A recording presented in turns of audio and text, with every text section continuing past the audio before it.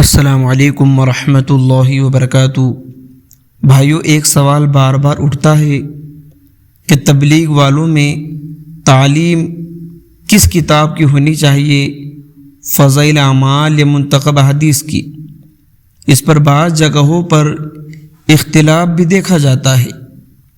یاد رکھیے، دونوں کتابیں دین کی خدمت کے لیے لکھی گئی ہے۔ فضائل اعمال ایمان کو تازہ کرتی ہے، دل کو نرم کرتی ہے، نیکی کی رغبت پیدا کرتی ہے۔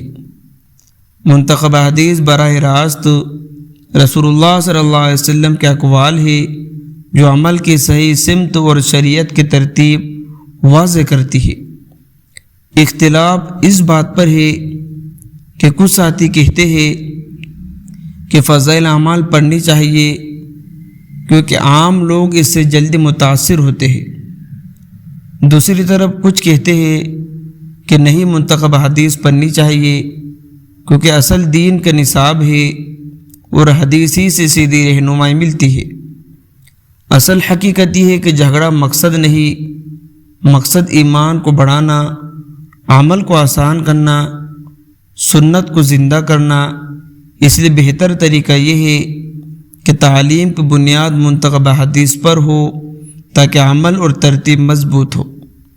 ساتھ ساتھ موقع کے اعتبار سے فضائل اعمال بھی پڑھنی چاہیے تاکہ دل میں رغبت اور جوش پیدا ہو، یعنی فضائل سے دل گرم ہو اور حدیث سے راستہ سیدھا ہو۔ اصل چیز بھی دوستو یہی ہے کہ ہمیں اختلاف پہ نہیں پڑھنا چاہیے، بلکہ ہم دونوں کتابوں کی تعلیم کریں، ایک وقت میں فضائل اعمال کی تعلیم کرے اور ایک وقت کے اندر منتخب حدیث کی بھی تعلیم کرے۔ تو دوستو، آپ لوگوں کی کیا رائے ہے؟